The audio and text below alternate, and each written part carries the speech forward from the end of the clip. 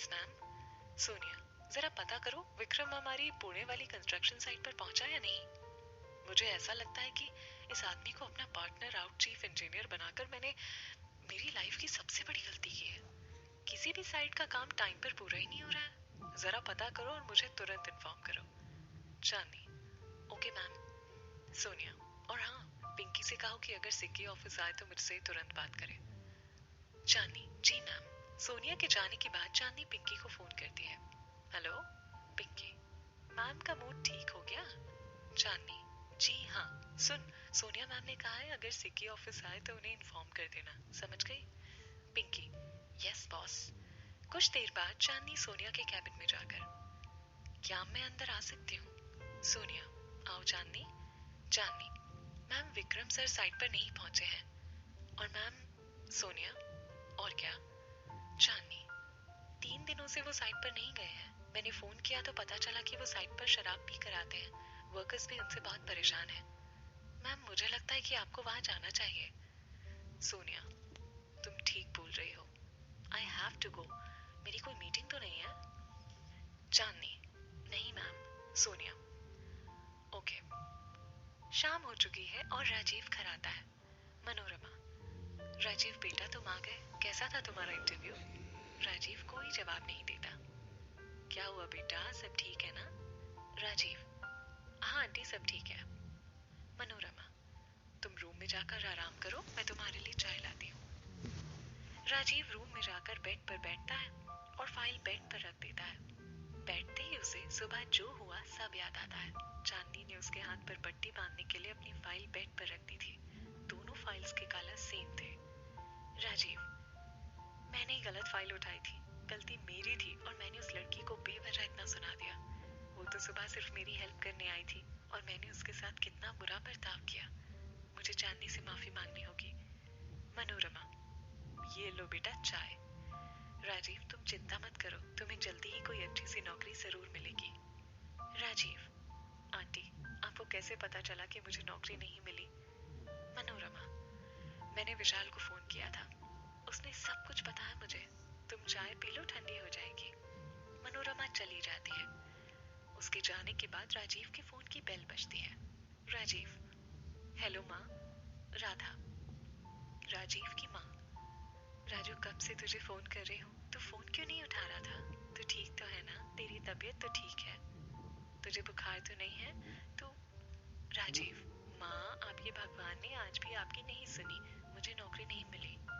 राधा, ओह तो इस बात को लेकर परेशान है? आज नहीं मिली तो क्या हुआ, जल्दी मिल जाएगी। तूने सुबह से कुछ खाया? राजीव ने कोई जवाब नहीं दिया।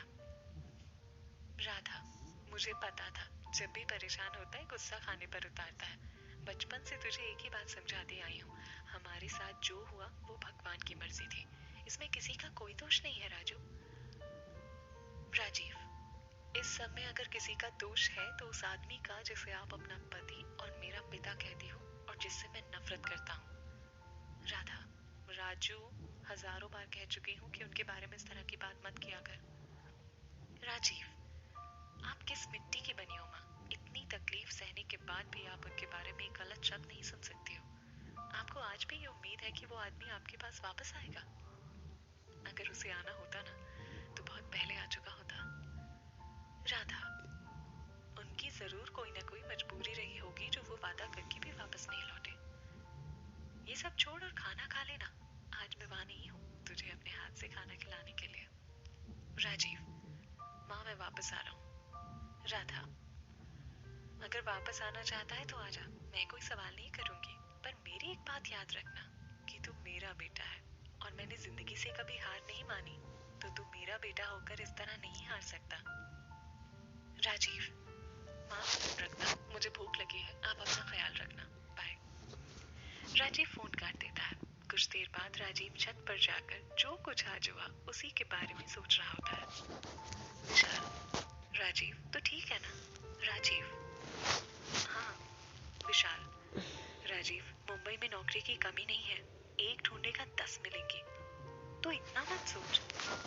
राजीव, विशाल मैंने घर जाने का फैसला कर लिया है। विशाल, व्हाट? तू पागल तो नहीं हो गया? कल ही आया और आज वापसी का फैसला भी ले लिया। जिंदगी के फैसले इस तरह जल्दबाजी में नहीं लिए जाते हैं। कल सुबह न्यूज़पेपर्स में जॉब के बहुत से एड्स होंगे, तुझे जल्दी ही नौकरी मिल जाएगी। राजीव, मुझे पूरी उम्मीद थी ये नौकरी मुझे ही मिलेगी, पर मैं ही भूल गया था कि किस्मत नाम की भी ना कोई चीज होती है, और अगर वो ही साथ ना देना तो कोई कुछ नहीं कर सकता। विशाल, तू बात बात पर किस्मत को क्यों कोसने लगता है? तुझे खुद पर भरोसा नहीं है क्या? राजीव, खुद पर भरोसा? तू जानता है मैंने कॉलेज में टॉप किया है।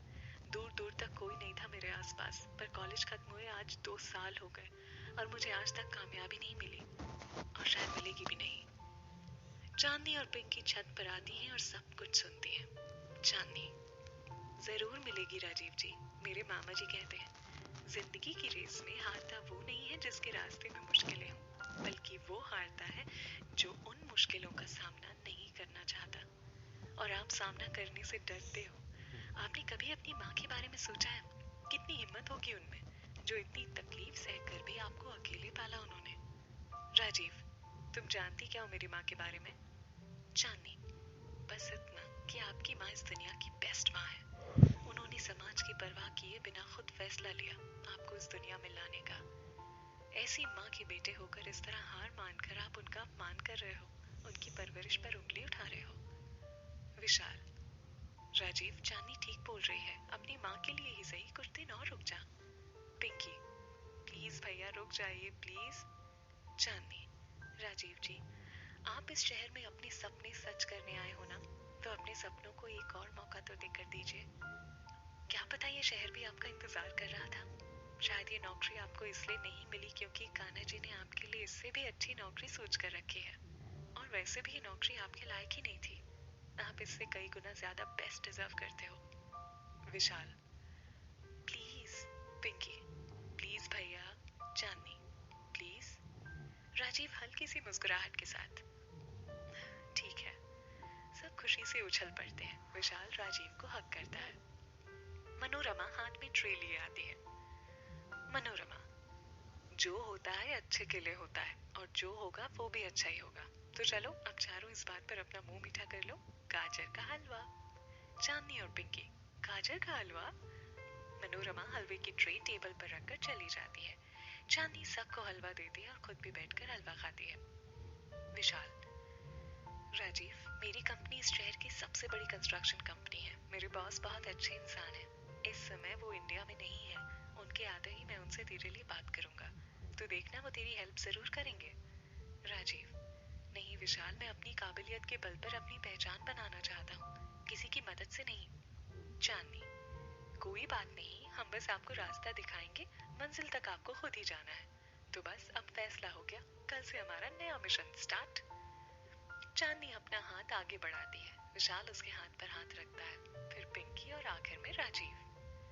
चांदनी के घर की छत से सुमन आवाज लगाती है, चांदनी चल अब आजा बेटा, बहुत रात हो गई है, सो जा, वरना सुबह फिर देर से उठेगी।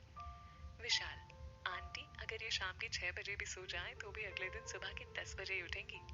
चांदनी गुस्से से, विशाल गुड नाइट एवरीवन। चांदनी जाते जाते रुक जाती है और पलट कर, राजीव जी, आज जो कुछ भी हुआ ना, मैंने जानबूझकर नहीं किया, अनजाने में गलती हो गई, हो सके तो मुझे माफ कर दीजिएगा प्लीज। राजीव, माफी तो मुझे मांगनी चाहिए, अपना सारा गुस्सा मैंने तुम पर उतार दिया। चांदनी, तो मांगिए माफी। राजीव हैरानी से, हाँ। चांदनी, मांगिए। राजीव मुस्कुराकर, आई एम सॉरी। चांदनी हंसते हुए, आप भी क्या याद करेंगे, मैंने भी आपको माफ किया। आप देखिएगा कल का सूरज आपके लिए बहुत कुछ अच्छा लेकर आएगा। सुकून से सो जाइए, good night. Rajiv, good night. Vishal, Rajiv मैं चांदनी को घर छोड़कर आता हूँ। Pinky, good night. चांदनी घर पहुंचकर, मामा जी सो गए? सुमन, नहीं, अपनी बुक्स लिए बैठे हैं, तो रूम में जा, मैं तेरे लिए दूध लाती हूँ। चांदनी, ठीक है। चांदनी रूम में जाकर म्यूजिक ऑन कर बेड पर लेट जाती है। सुमन रूम में आती है। सुमन, चांदनी दूध। सुमन दूध रखकर जाने लगती है। चांदनी, मामी मेरे पास बैठो ना। सुमन बैठकर, क्या हुआ? चांदनी, मामी एक बात पूछूं? सुमन, हाँ। चांदनी, और मामा जी ने मुझे नहीं पाला होता तो? सुमन गुस्से से। चांदनी, ये तो आज। चांदनी, शायद मैं किसी अनाथ आश्रम में होती या फिर। सुमन, बस चांदनी, अब एक और शब्द मत बोलना। चुपचाप दूध पी और सो जा। पता नहीं आज इस लड़की को क्या हो गया है जो इस तरह की बातें कर रही है। चांदनी, मैंने बस ऐसे ही। सुमन, सो जा चांदनी। सुमन रूम से चली जाती है। चांदनी आंखों में आंसू लिए। तो शायद आज मैं भी राजीव जी की तरह होती।